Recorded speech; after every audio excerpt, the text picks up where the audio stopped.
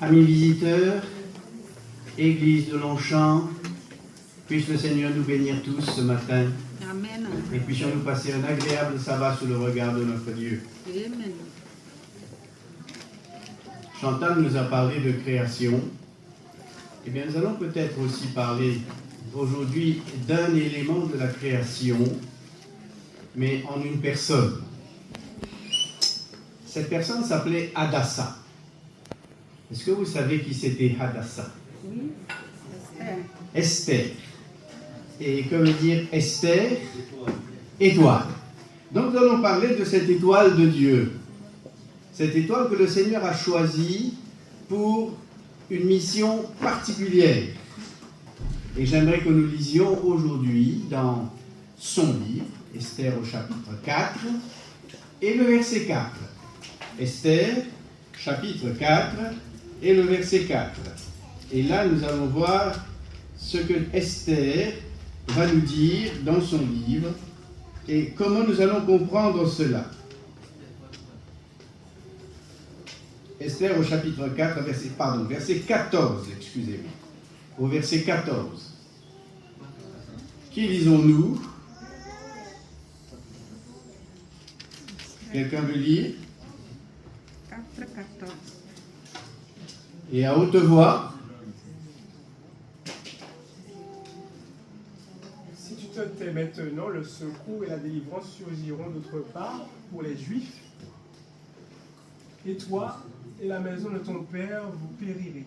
Et qui sait si ce n'est pas pour un temps comme celui-ci que tu es parvenu à la royauté. Merci. Si tu te tais maintenant, la délivrance viendra d'ailleurs.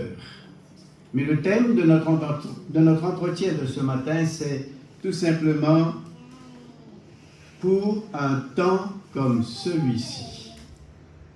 Le temps est très important dans la parole de Dieu. Dieu a son temps et il nous permet de partager ce temps. Il appelle Esther à un temps particulier. Si tu te tais maintenant, et l'histoire nous dit que le temps de Dieu, parlant à Esther, c'est tout simplement ce temps où Esther est appelée à agir. Esther est appelée à reconnaître Dieu et à faire reconnaître Dieu.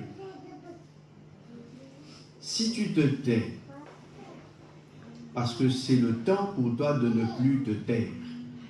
C'est le temps pour toi de dire ce que Dieu te demande de dire. Et peut-être que nous pourrions nous souvenir de ce que nous lisons dans le livre d'Ecclésiaste, au chapitre 3 et le verset 1. Quelqu'un se souvient de ce qu'il est écrit dans Ecclésiaste 3, verset 1? Vous devriez le savoir, ça. Il y a un temps pour chaque chose sous le soleil. Donc, il y a un temps pour chaque chose. Chaque saison, chaque chose a été marquée par un temps particulier par Dieu. Et Dieu, donc, créant le ciel et la terre, a trouvé aussi l'occasion, le bonheur de créer la nuit. Et qu'est-ce qu'il est dit concernant la nuit? Eh bien, dans Genèse au chapitre 1 et les versets 14 et 15, nous avons là ce que Dieu dit concernant la nuit. Voulez-vous le lire, s'il vous plaît? Genèse au chapitre 1, versets 14 et 15. Qu'est-ce que Dieu dit?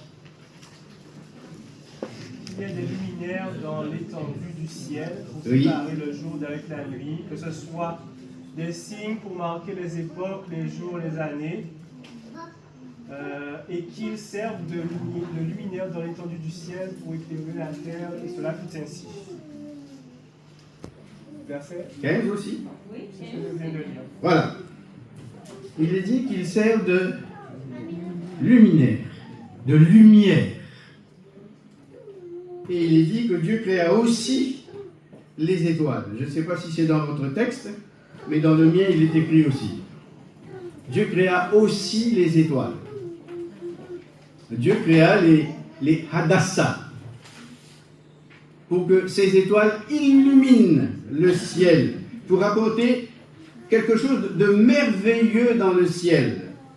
Et dans Daniel, au chapitre 12 et le verset 3, ceux qui ont été sages brilleront. Qu'est-ce qu'il dit après? Daniel chapitre 12, verset 3. Comme la splendeur du ciel. Ils brilleront comme la splendeur du ciel. Ceux qui auront enchaîné la justice, à l'étude brilleront comme les étoiles. Ah, et ceux qui auront appris la justice scintilleront comme les étoiles à toujours et à perpétuité.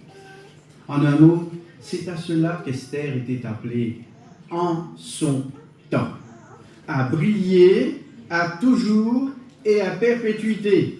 En ce temps-là, pour un temps particulier, selon ce que Dieu aura choisi lui-même. Et pour cela, Esther avait besoin d'un soutien. Elle avait besoin de quelqu'un qui la guiderait, qui lui montrerait ce qu'il faut faire, quand est-ce qu'il faut le faire, où il faut le faire et pourquoi il faut le faire. Et il y avait à son côté quelqu'un qui s'appelait, comment? Mardoché. C'est assez curieux. Le nom de Mardoché signifie tout simplement qu'il sert Mars. Je ne sais pas d'où ça vient. Mais il était là à servir lui aussi et aider l'étoile à briller. En ce temps-là, pour un temps particulier. Et Dieu avait appelé ces deux êtres à servir pour sa gloire. S'il n'y avait pas Esther et Mardoché, que seraient devenus les enfants d'Israël? Vous vous êtes-vous posé cette question? Vous connaissez l'histoire, j'espère? Oui? Qu'est-ce qui ne connaît pas l'histoire d'Esther et de Mardoché?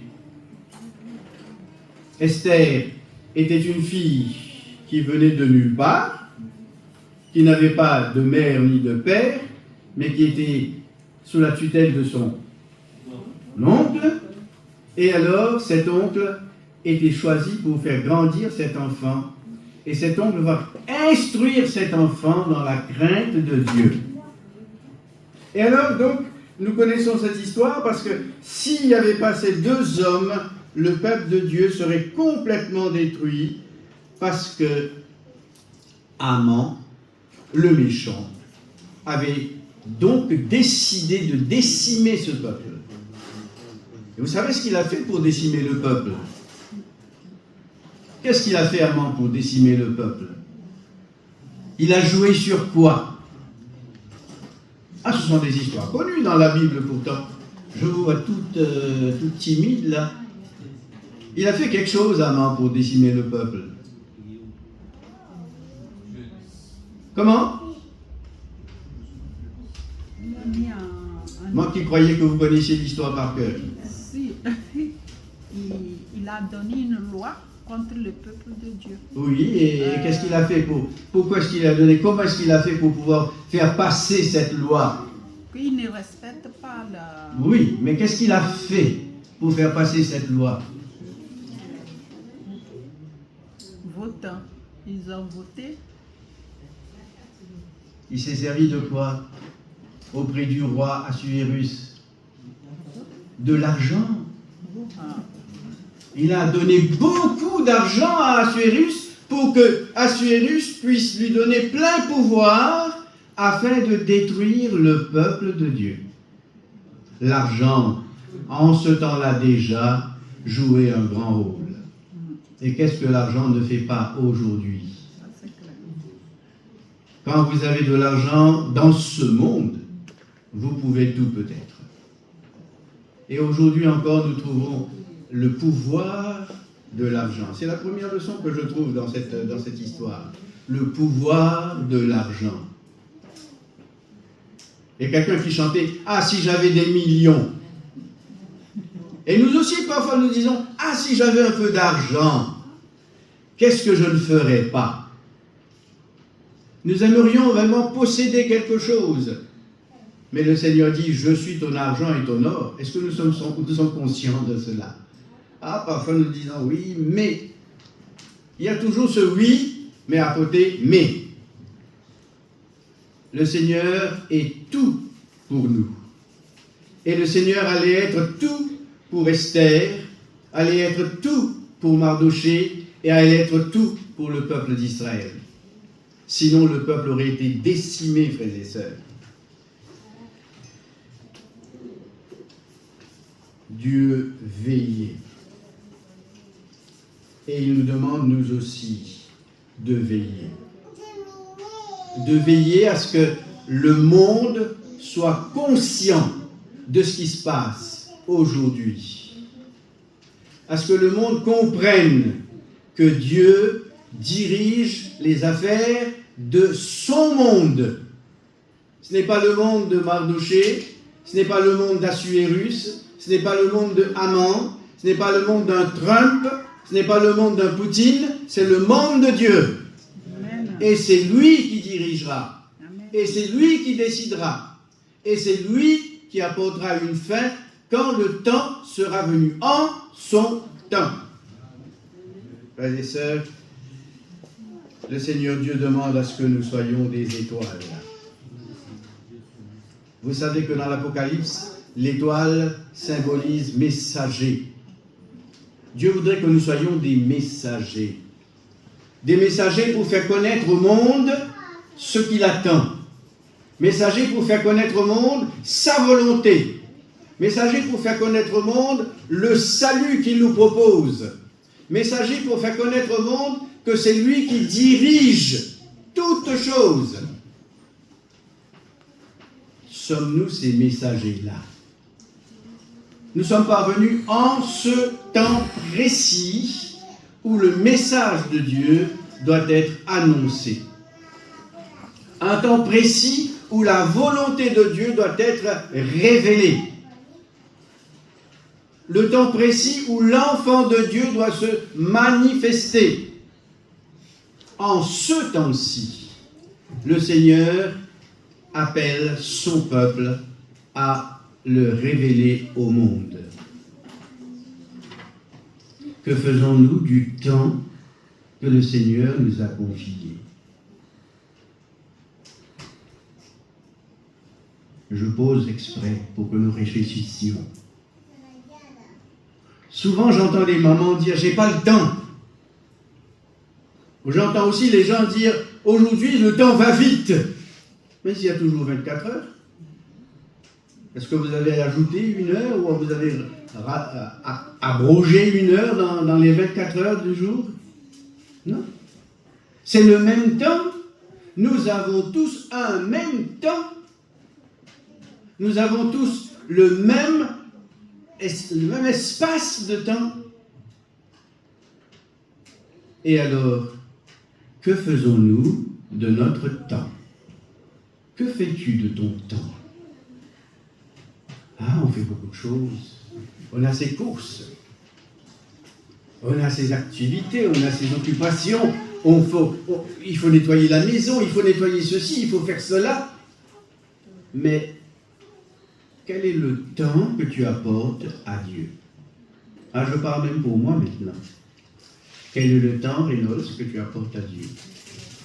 Combien de temps consacres-tu à Dieu?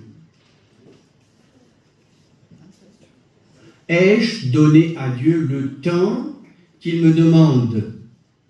Ai-je accordé à Dieu le temps qu'il réclame de moi pour le révéler au monde?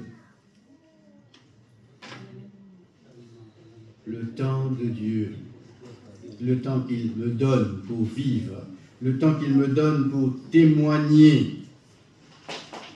Esther était un ange intercesseur pour son temps, pour son peuple, auprès du roi. Est-ce que nous intercédons aujourd'hui pour le peuple? Très souvent, on prie pour le peuple.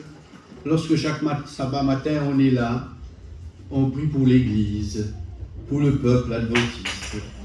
On prie pour la mission. Seulement quand on est à l'Église. Parce que ça concerne l'Église. Mais est-ce que nous prenons le temps de prier pour celui qui est à côté de nous? Avez-vous prié pour votre prochain durant cette semaine? Amen. Et qu'avez-vous dit à Dieu pour le prochain? Avez-vous intercédé? Intercéder, c'est se mettre entre Dieu et le prochain. Et se tenir là pour dire, Seigneur, je me mets entre mon frère, entre ma sœur et toi-même, et je voudrais que tu me donnes la joie de voir la bénédiction. Pas comme ce que nous avons étudié dans la leçon, lorsque Pharaon a dit prier pour moi. Pas par hypocrisie, pas par peur, mais prier sincèrement pour un frère, pour une sœur, pour l'église, pour un enfant, pour le voisin. Prendre le temps d'intercéder, frères et sœurs. Combien de temps prends-tu pour intercéder en faveur de ton prochain? En faveur de ton épouse, en faveur de ton époux, en faveur de tes enfants, en faveur de ton voisin, en faveur de ceux qui sont autour de toi. Combien de temps prends-tu? Ici, dans l'histoire, Mardochée, c'était un peu le prophète de Dieu. C'est lui qui parlait. Et Esther était la main de la foi qui agissait. Peut-être que tu es appelé à jouer le rôle d'un Mardochée en ce temps-ci. Ou peut-être que tu es appelé à jouer le rôle d'un Esther ou d'une Esther en ce temps-ci. Pour un temps comme celui-ci, tu es appelé à intercéder pour ton camp, pour son peuple. Esther fut prise, on ne sait même pas d'où elle vient, Esther. Quelqu'un peut me dire d'où venait Esther? Quelle est la ligne, si je puis dire, la ligne généalogique d'Esther? Il a été pris, comme dit l'anglais, from nowhere, n'importe où. Et qu'est-ce que Dieu a fait d'elle? Dieu a fait d'elle une lumière au sein de l'obscurité, l'étoile qui brille dans le ciel perse. Ne crois-tu pas que Dieu t'a aussi appelé pour être une lumière? Une lumière qui brille dans ton ciel, dans le ciel de Marseille, dans le ciel d'Espagne, ou dans le ciel de quelque autre pays, dans quelque autre pays. Eh oui. Le Seigneur a besoin d'étoiles aujourd'hui. Et comme il a pris Esther de n'importe où, et qu'il a permis à ce que cette femme devienne lumière, que c'est son choix à lui, Dieu lui a donné une œuvre particulière, et elle devait accomplir cette œuvre avec fidélité. As-tu compris quelle est la tâche que le Seigneur a pour toi? As-tu compris qu'est-ce que le Seigneur attend de toi? Frères et sœurs, très souvent, je pense à notre Église, celle d'ici comme celle dans le monde entier. Est-ce que nous avons compris que le Seigneur a besoin de nous pour terminer son œuvre? Est-ce que nous avons compris que le Seigneur a besoin des étoiles? Est-ce que nous sommes ou la voix qui avertit, ou la femme qui agit? Ou est-ce que nous sommes des chrétiens passifs? Je ne sais pas ce que vous faites très souvent lorsque vous quittez l'église. Avant, nous avions des réunions chaque après-midi du sabbat. Ça n'existe plus. Oh, on viendra pour voir un petit film. Comment ça s'appelle ce film d'ailleurs? Comment ça s'appelle déjà? Chosen. Est-ce que nous avons été des chosen, des choisis? Ou alors, on va tout simplement, après le culte, faire un tour quelque part, aller s'asseoir au bord de la mer, aller marcher, aller faire ceci, aller faire cela.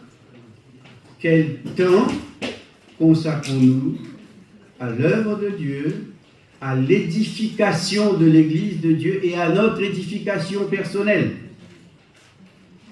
Est-ce pour ce temps-là que nous avons été appelés à être chrétiens, à être adventistes du 7e jour, ou est-ce pour un temps à venir? Frères et sœurs, là où je suis, là où j'habite, j'entends souvent des cris, des chants, des bruits. Les gens sont là pour applaudir leurs stars, leurs étoiles. À Marseille, il y en a pas mal. À Yam.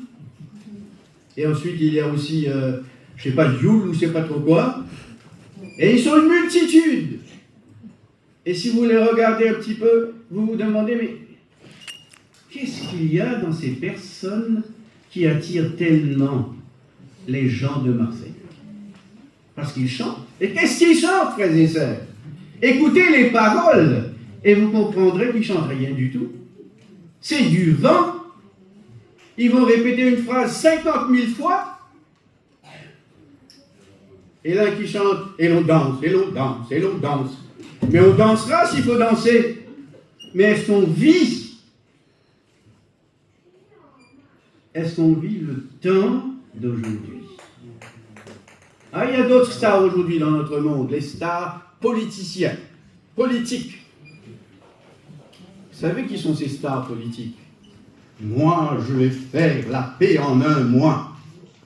Il y a combien de mois qu'il est déjà là et la paix ne règne toujours pas. L'autre qui dit, moi j'ai des armes nucléaires, je vais détruire le monde, comme qui dirait le monde lui appartient. D'autres qui disent, moi je vais détruire cette nation entièrement.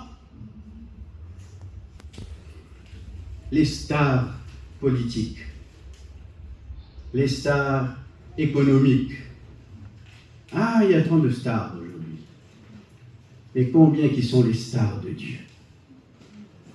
Combien qui brillent pour Dieu? Frères et sœurs, alors que Satan, ou plutôt, alors que Haman était en train de concocter son plan pour détruire le peuple de Dieu, que faisait le peuple de Dieu? Était-il au courant?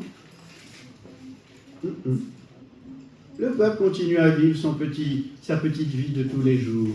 Le peuple continue à vivre ses petites occupations. Le peuple continue à vaquer à ses activités de tous les jours. Alors que Satan, lui, il ne se repose pas. Et nous prenons du repos. Nous avons le temps. J'aime bien les gens qui me disent « Ah, on a le temps ». Est-ce que le temps nous appartient, frères et sœurs? Je n'ai pas de temps. J'aime bien cette petite bande dessinée de celui qui disait toujours « Je suis en retard, je suis en retard ». Eh oui, parfois, nous ne comprenons pas que nous sommes en retard sur l'horaire. Nous ne comprenons pas que nous sommes en train de traîner les pieds alors que les autres sont en train de travailler activement pour la destruction du peuple de Dieu. Vous avez entendu parler du Blue Line, de la ligne bleue? Non. C'est ce qui se trame aujourd'hui. On veut instaurer le repos du dimanche. Et d'ailleurs, regardez dans votre dictionnaire aujourd'hui, quel est le premier jour de la semaine? Ce n'est plus le dimanche dans le dictionnaire, c'est le lundi. Petit à petit, Satan gagne du terrain. Et si vous regardez ce qui se passe autour de vous, et que vous lisez Apocalypse au chapitre 13, vous comprenez que la bête est derrière, et qu'il est en train d'insuffler sa puissance aux hommes politiques, et même religieux, afin de détruire le peuple de Dieu. Peuple de Dieu, es-tu conscient de cela? Ou est-ce que pour toi, c'est de la politique pure et simple? Non, frères et sœurs, ce n'est pas de la politique, c'est la réalité. Ouvrons nos yeux pour voir le temps dans lequel nous sommes en train de vivre. Ce n'est plus le temps, excusez-moi l'expression, n'est plus le temps de la rigolade. C'est un temps sérieux. Le temps de reconnaître que les choses vont tellement vite. Vous vous rappelez pourquoi Jésus a pleuré sur Jérusalem? Jérusalem, Jérusalem, qui tue les prophètes. Et qu'est-ce que Jésus a dit plus d'une fois? combien n'ai-je pas voulu te rassembler, comme une poule rassemble ses petits sous ses ailes, mais tu n'as pas voulu. Et j'aimerais ce matin vous poser la question, voulons-nous être rassemblés sous les ailes du Seigneur parce que le temps est solennel? Ou croyons-nous que nous avons encore du temps? Combien de temps as-tu à vivre? Est-ce que tu peux compter ton temps et savoir quand est-ce que ça va s'arrêter? Non. Mais alors, si tu ne sais pas combien de temps, ne crois-tu pas qu'il serait temps de t'arrêter un moment et de dire où en suis-je? Qu'ai-je devenir? Qu'ai-je fait? Où est-ce que je vais? Est-ce que je vais vers la nouvelle éternelle ou est-ce que je vais vers l'incertitude totale et la fin totale de ma propre vie et de tous ceux qui m'entourent et que j'aime? Frères et sœurs, Dieu nous dit que c'est le temps, et pendant ce temps qu'il nous donne, il a un but précis pour chacun de nous. Et Dieu voudrait que nous soyons des lumières, des enfants de lumière, des étoiles de prière. Dieu voudrait que nous soyons des étoiles qui osent courageusement dire les choses en face et nous préparer pour ce qui se passe. Dieu voudrait que nous révélions le plan de l'ennemi. Dieu voudrait que nous soyons des étoiles qui brillent pour la vérité. Dieu voudrait que nous soyons des intercesseurs pour le peuple.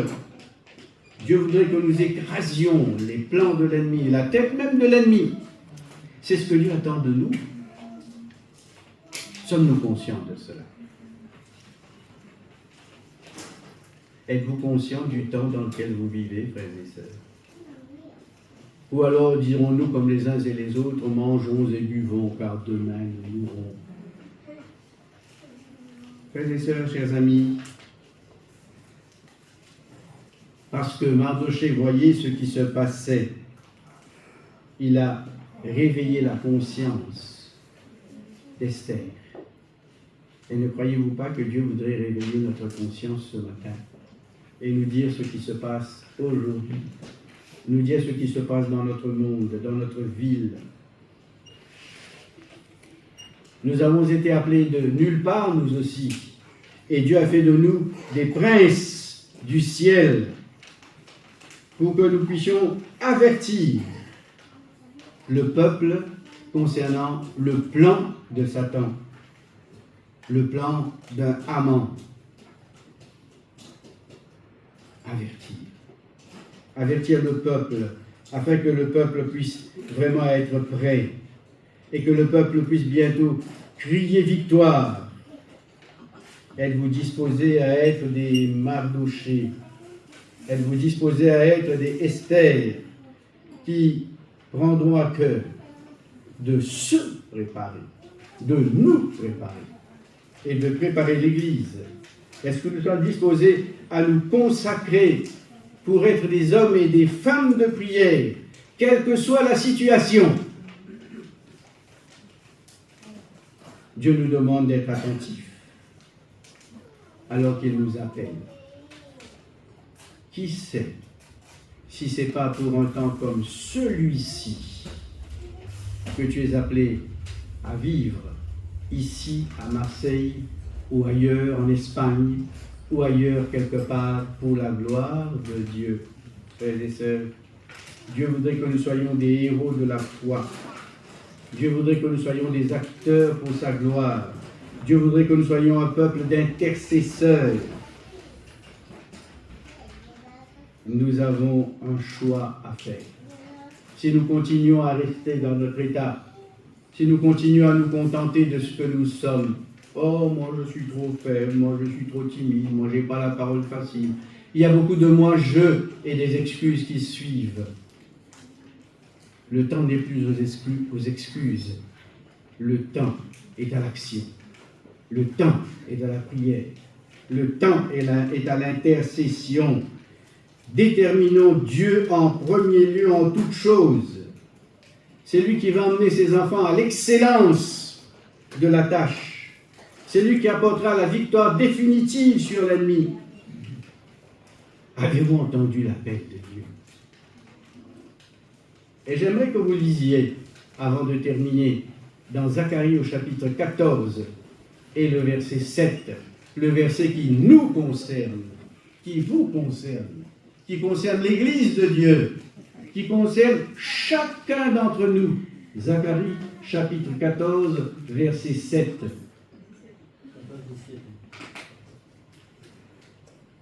C'est bien ça?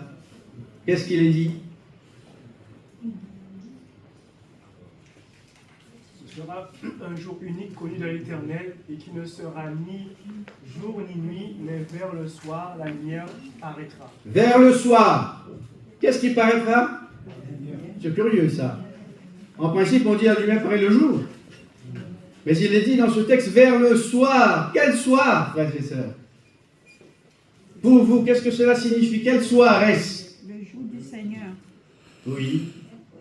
Le soir où on se croit dans la toute tranquillité. Quand est-ce que Dieu a frappé l'Égypte? En pleine nuit. À minuit, ce pharaon va dire, venez, venez, venez. Et allez-vous-en. Je ne veux plus de vous. Et vers le soir de notre monde, le Seigneur dit, les étoiles, la lumière paraîtra. Veux-tu être une lumière pour Dieu en ce temps? Veux-tu oser braver les tabous qui nous imposent les humains et les autres Assuérus de notre temps? Bravons les obstacles avec sa grâce, avec sa puissance, pour faire éclater sa gloire. C'est à cela que le Seigneur nous appelle. Pas à venir chaque sabbat.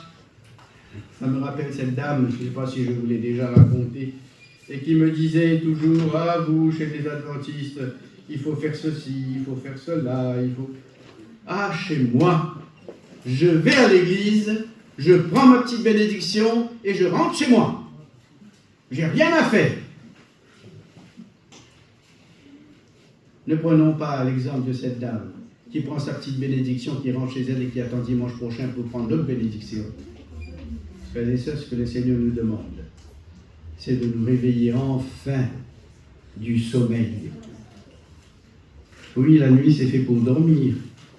Mais la nuit de notre monde nous appelle à nous réveiller et à briller pour sa gloire, à briller et faire connaître son amour, à briller dans les étoiles, dans le ciel de ce monde, afin que ces étoiles puissent attirer. Ça me fait penser à ces mages. Qu'est-ce que les mages ont dit lorsqu'ils sont arrivés à Jérusalem ou à Bethléem? Nous avons vu son étoile et nous sommes venus pour l'adorer. Nous avons vu son étoile. Les gens peuvent-ils voir en nous l'étoile du ciel, l'étoile de Dieu, la lumière du soleil de justice qui est Jésus? Que votre lumière luise ainsi devant les hommes, et qu'il voit vos bonnes œuvres, et qu'il glorifie votre Dieu qui est dans les cieux. Les enfants d'Israël furent sauvés in extremis. N'attendons pas l'inextrémisme pour être sauvés.